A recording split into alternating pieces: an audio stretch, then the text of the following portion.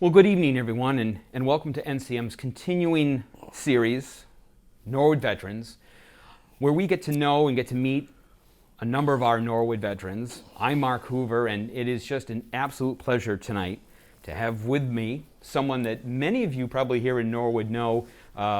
You've seen him certainly at our town parades, whether they be 4th of July, Memorial Day, the Veterans Day Parade, and certainly directing our services up on Memorial Day at the Highland Cemetery. Just so pleased to be here with Ted Mulvehill, the Director of Norwood Veteran Services. Mr. Mulvehill, thank you again for coming out here to take some time to meet us today. It's my pleasure, Mark. Thank you very much for having me. You know, as I mentioned, most folks here in Norwood, know you and kind of associate you with your work as a director for the Veteran Services, and we're going to certainly talk about that. But many folks, including myself, may not know about your military background. So I wanted to kind of get started with that. I know you are a proud member of the class of '72 here at the high school. That's right. When did you first realize or think that you wanted to join the military? Well, that's a great question, Mark. First and foremost, let me congratulate you on this new show. Yeah. I think it's a wonderful concept, and I'm so very pleased that you've picked up the ball and going to run with it. I wish you every success. And thanks for having me on it's first. It's our pleasure to do it. It's great.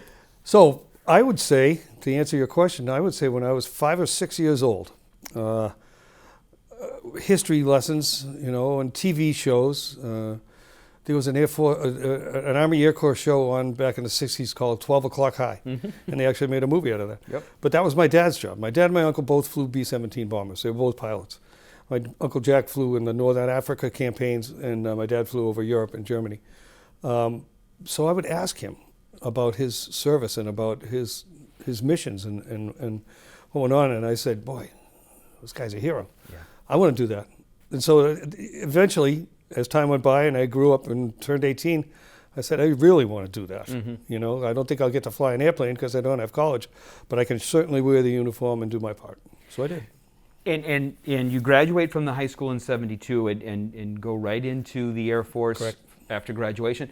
And was it because of your father and your uncles that was the branch that you gravitated towards? It absolutely was. Both of those guys had in our garages, respectively, their uniforms in World War II, and those wings. Yeah. And I said, I want those wings. Yeah. And they were both highly decorated. They all had their medals and stuff like that. And I said, well, I'm not going to go be a hero like them, but I can still contribute. And there was a lot of hesitancy on the part of my family to let me go, because it was really, '72 things were happening in Southeast Asia still. Sure. And it was starting to reach a critical point. And at home too, there was an awful lot of protesting and social unrest relative to the war. And there was a draft on as well, but there were several of us from Norwood. I'd like to think there was a couple hundred guys from Norwood that volunteered to go. Yeah. It was just our turn. And that's in essence, Mark, it. It was just my turn to go. Yeah. And it's interesting, and just kind of it's a great segue because I know that, at 72, 73 time frame, there is still the Vietnam situation. And, I know just from your, the Memorial Day services, that there are a number of young Norwood men that actually gave their lives Absolutely. in Vietnam. And one of the things that I love about this town and love the work that you do with the veterans is the recognition of these individuals that made that sacrifice, with the naming of squares and whatnot and the plaques. One in particular comes to mind because, again, part of the Colonial Boys is Mr. Murphy with his brother. That's right. Because I think there was a time frame where here in Norwood there were some tragedies like back to back. Sure. Sure. Where a number of young men from our town gave their lives over there. And that they've earned that recognition. Yeah. They really have. And the Memorial Corners is a great program. Hats off to the Board of Selectmen for their total and absolute committed response to our requests. They are totally on board, and they have proven to be instrumental in the continued success of that program. It really is. It's something very, very to be proud of here in our town. But Yes. I want to kind of get back, to a little bit towards your service. in the Air Force, and you and I were talking just before we came on, you kind of found a little interesting niche there in the Air Force. Tell us a bit about what your specialty was. It was funny because I didn't get the job that I signed up to do. Back in those days, I don't think they had contracts. They do these days. So what happened to me can't happen these days. A guy signed up, they want to be a firefighter in the Navy, then they're a firefighter. Mm-hmm. But I signed up to be a pararescueman who was a medic and a parachuter and would go and rescue down pilots, put them in a litter and get them up into the chopper and stuff like that. I thought that was the coolest thing, helping people, saving lives. Sure. And so I was in the training class in the auditorium with the big screen, and they're going down, they get to my job, and there's a list of qualifications for it, and I checked off all the boxes. I said, yeah, we were good to go. The last one, however, said corrective lenses cannot be worn, and I'm like, what? Yeah. So now I can't do the job. Right. But it was just a great set of circumstances fell together. I had taken a language examination as part of the first few days of basic training, and I scored very well on it. And I think I did because I took Latin here at Norwood High School, and the language that they gave us was based on Esperanto, which is a jumble of Latin and Spanish. Mm-hmm. So I scored well on that, and then they said, okay, we're going to make you a linguist, interrogator. And I said, okay, sounds good. The only problem was I needed a top secret clearance. And I said, well, I don't know about that clearance thing. But they came to town, the investigators. They spent 4 days in Norwood going all over the high school, talking to my teachers and staff, the principals, and my neighbors, all of my neighborhood, my work, and somehow I came out smelling like a rose.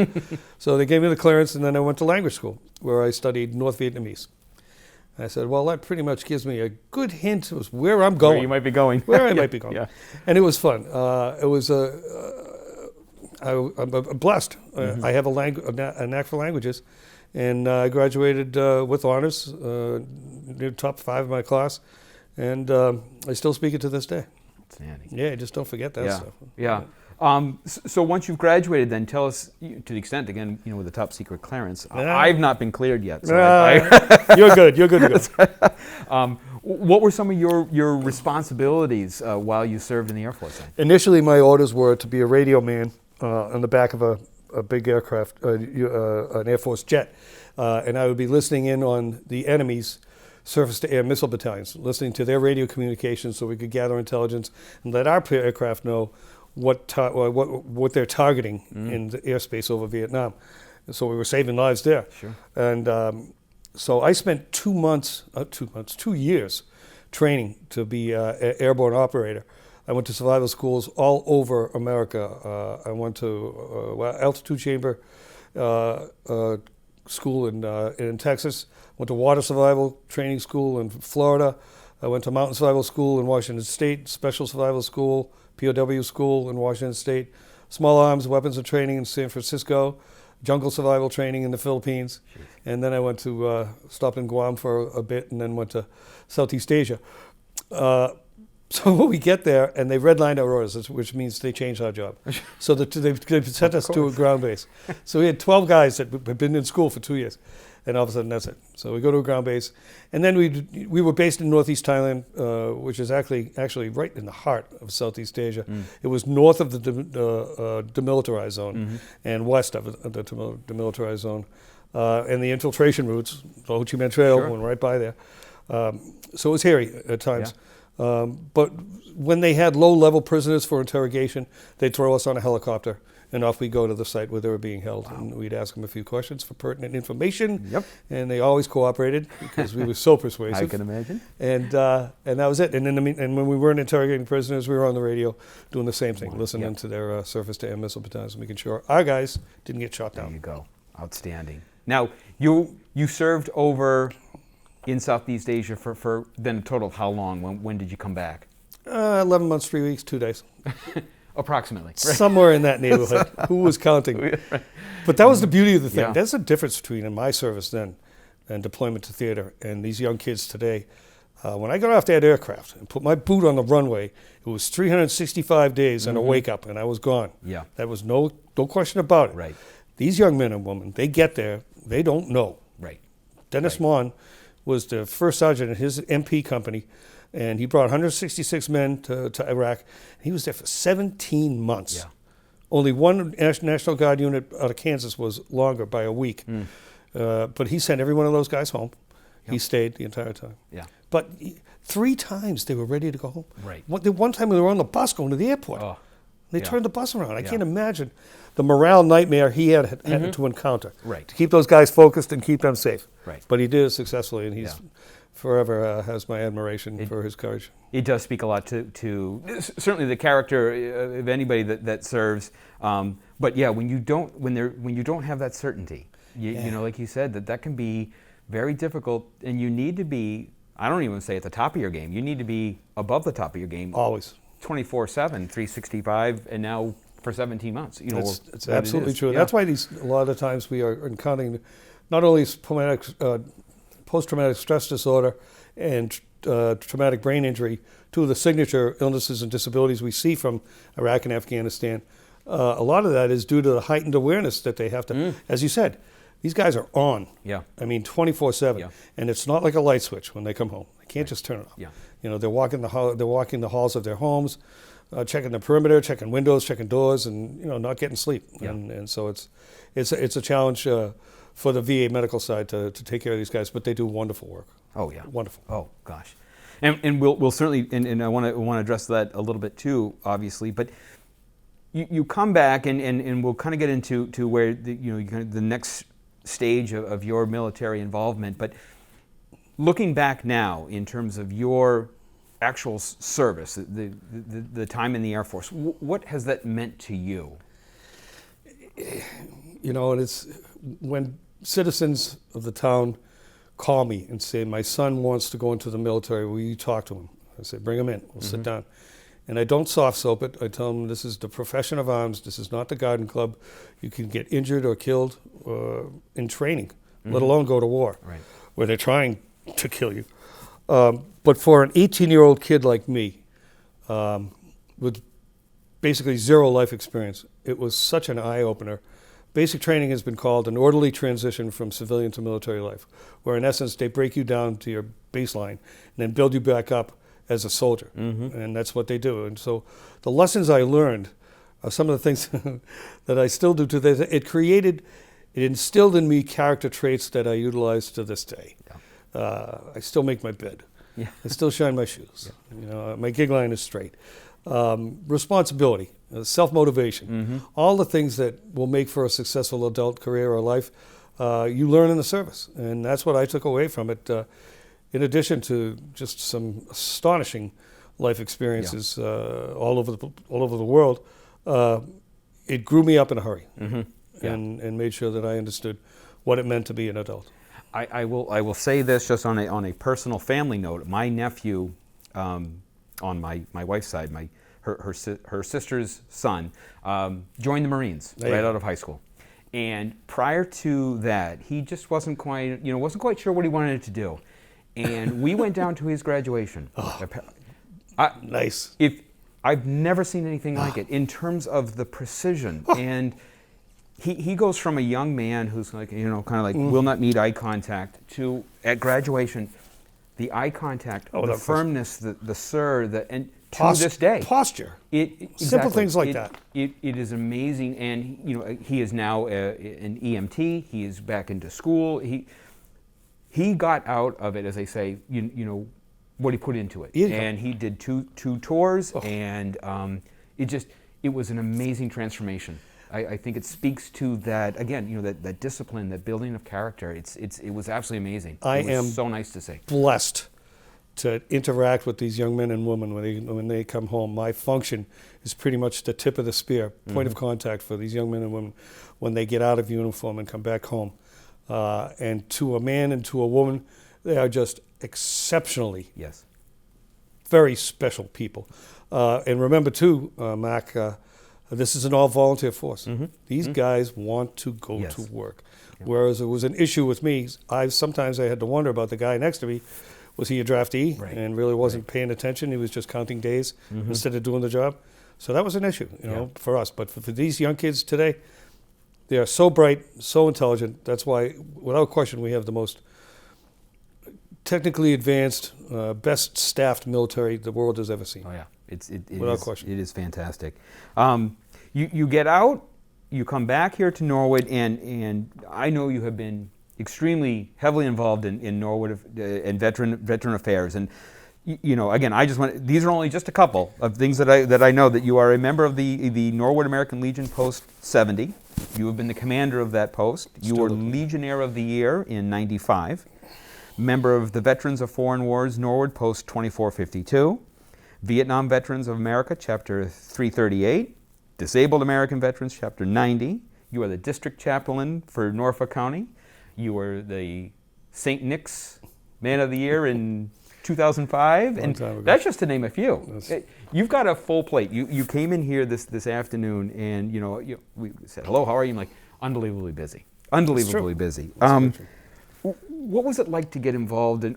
I guess maybe back up a little bit. What propelled you, I guess, to get so involved in veteran affairs, such that you've been? Truly, in 1980, the Iran hostage crisis, where they stormed the embassy gates, the protesters, the young students, and Ayatollah Khomeini, as was his name, and he held our people for damn near 1 full year. Yeah. And that frosted my butt. I got so angry. I said, "How dare they? Take the United States Embassy? That's American soil. I don't care if it's in the middle of your country. Right. That's us." And so I just got so mad. I said to a buddy of mine, I said, "Well, we got to do something. So let's support our country, and the patriotic veteran service organizations were a good way to do it." And we just started joining, and one, like dominoes. Yep. I joined one, and then I became eligible for another, and eligible for another, and eligible for another, and it just sort of ballooned into immersing myself in that veteran service organizations community, and it's great. We do a lot of good work, not just in terms of supporting our troops, but supporting the community as well. Because we realize that, at the end of our military service, our commitment to our nation and our freedoms does not end. We're always cognizant of that, and that we practice what we preach. So not only are we supporting the troops in the field and on active duty, but we're supporting youth programs in Norwood and making sure the kids have opportunities to better themselves. I had mentioned here really kind of at the outset that people recognize you from our parades and our public events, but those are but 3 days of the year. The other, if I do my math correctly, the other 362 days, what is it as the director of Norwood, Veteran Services for Norwood? What is it that you find yourself doing? What are some of your roles? Yeah, it's an excellent point, Mark. It's very, very challenging. Right after 9/11, there was a period of conflict in Iraq and Afghanistan for 10 or 15 years, where it was page one news. It was always the topic of discussion. We were fighting these bad guys that truly evil people.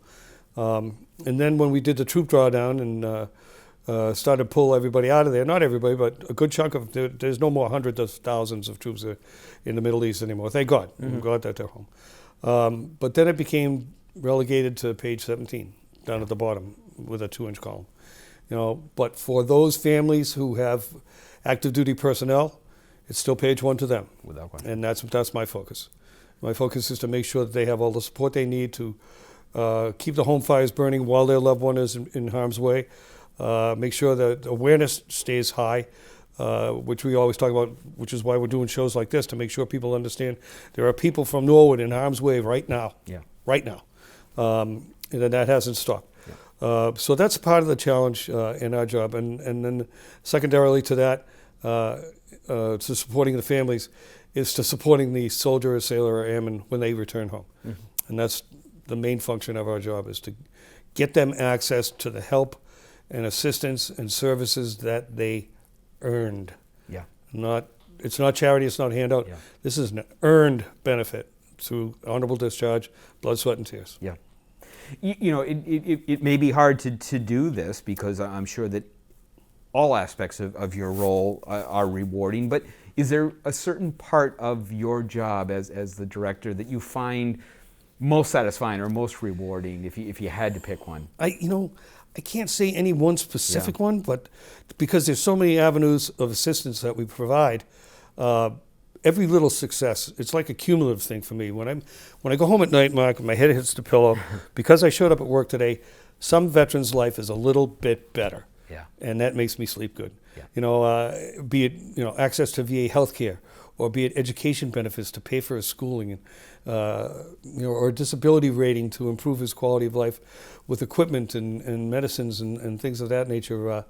As long as we can make ease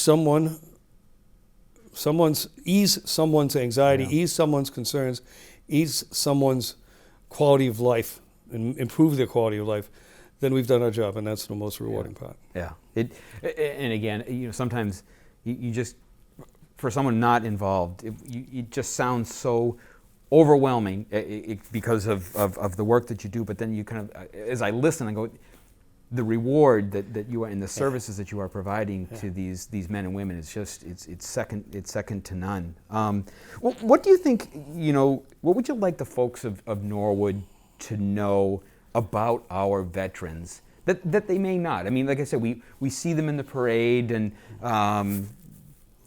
but aside from that, what would you think that you'd like to tell the folks of Norwood about our veterans?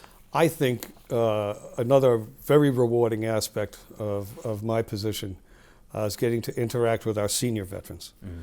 Not too many World War II guys left. I did know a couple of World War I veterans back in the day. They are all gone. World War II guys are in their 90s, middle 90s. Yep. As you know, the greatest generation, mm-hmm. They didn't call them that for nothing. Yep. They are spectacular people, and they took the hand that they were dealt and played it. No whining, nope. No nothing. They just came home and said, okay, that's done. That part of my life is over. Let's concentrate on raising a family, going to school, getting an education, start a business. Just remarkable people. And our Korean veterans. People forget Korea was only 4 years after World War II. Yeah. So they're of an age now, too. So the point I'm making, and even us guys, Vietnam veterans, 70 is, well, anyway. 70 is the new 50. You know what? Yeah. I think so. I'm not quite there, but I'm real close. To a man and woman, veterans are humble because they've been through hell. There's not much going on in civilian life that can rattle their boat the way they've, given what they've gone through. They are humble, they are unassuming, they are dedicated Americans to preserving our freedoms and liberties. And the true veterans don't blow their own horn. Mm-hmm. They just quietly go about their lives, becoming respectable, law-abiding citizens, church-going people, and that carries through not just from our World War II guys, Korea guys, but through Vietnam, Iraq, Afghanistan, to this present day. All of the young people that come home today are very quiet, very unassuming. They are not, they're not flag wavers, right? But they have earned the right to. But they quietly just go about their lives with knowing in their hearts and their minds they have done their part to make sure that we sleep in freedom. And just maybe kind of finally here then on that, you've been here in Norwood your whole life. Your thoughts on Norwood and its people in terms of how the town and the people kind of recognize and support our veterans. Some of the amazing things that this town has done and the foresight that they demonstrated back 150 years ago with the founding of our program shortly after the Civil War of assisting our veterans when they came home, and the Soldiers and Sailors Relief Act and public assistance for veterans who were wounded and unable to work or gainfully employ. I think it first came, it started with Aaron Gild. He's on our town seal. A veteran is on our town seal. Yeah. And the story goes he left plow and oxen standing at his farm up where the library is now and marched to Concord by himself with his musket to fire upon the retreating British. Starting with that type of recognition, going back even further, Norwood Town Hall is actually called Norwood Memorial Municipal Building, and it was built and dedicated to World War I and Civil War soldiers. And now that says volumes, speaks volumes about the citizens of this town 80 years ago. Yeah. And so the recognition that they've always had, and just look around the town, again, the squares, the Civic Center is actually World War II Memorial Civic Center. Norwood Memorial Airport, World War II. We have the Korean War Memorial Bench. I'm working right now as we speak on establishing a Norwood Vietnam Veterans Memorial, permanent memorial. And so they have been, the town as a whole and its citizens have been unwavering in their support and their patriotism relative to the men and women citizens of this town that have served their nation. You know, just to kind of wrap up, but you do mention, you know, the town hall. And if you go in there into the main area, Memorial Hall, where they have the names, I would encourage anybody, I think almost anyone, if they have a minute to go in there and just to see the names of Norwood's own that are put up there, it's so moving. Every conflict going back to pre-colonial days. Exactly. Yeah. You know, and also if you look up, those are on the walls of the room in the building. If you look up, we have the names of those who gave their lives. Yeah. You know, and going back to World War I. Yeah. And we did it kind of differently. I thought we did it very well. The design was to put the name, the rank, and their age at death. Yeah. You know, we've got a Navy guy from World War I who was 50 years old. Yeah. He's also on the wall out in the hallway from the War of 1812. Yeah. You know, but he was 50 years old. And then you look on the other side, you mentioned Dickie Murphy, 18. Yeah. You know, we got 18-year-olds on that wall. And so, again, that type of recognition by the citizens, you know, and overwhelming support of the sacrifice of our men and women who wear the uniform has just been unwavering for hundreds of years. Yeah. It really has. It really has. And it's special and it's refreshing to see, and it leaves you with a good feeling. Yeah, it really, really does. You know, I can't begin to thank you. And I know, you know, it's funny, you hear that, you know, thank you for your service, thank you for your service. But it truly, when people say that, you know, I hope that people truly mean it, but I truly mean, you know, thank you for not only coming in here today, because I think you've taken the time to work with us on this, but for all that you've done, certainly back in your time in the military, and then to continue that, for all of the lives that you have touched and all the work that you have done with your organization. As part of this series, I just can't thank you enough for all that you have done for our town and for our veterans. Well, first of all, thank you for those kind words, and you're very welcome. It has been an honor and continues to be an honor to be a small part of the readjustment period for these men and women who are serving now, and to be able to help our veterans of prior wars adjust. And again, it's all about improving the quality of their lives. And that is an honor for me to do and work with these people, because they are people of honor. Yeah, for sure. They are, you know, for sure. So I'm very lucky. So again, thank you so very much. I want to thank Mike Maloof too, who kind of put this all together here to take care of the technical aspects. Seconded. So moved. So moved. And thank you for joining us as, again, we get to meet our veterans here from Norwood as part of NCM's continuing series on Norwood veterans. I'm Mark Hoover. Have a great night.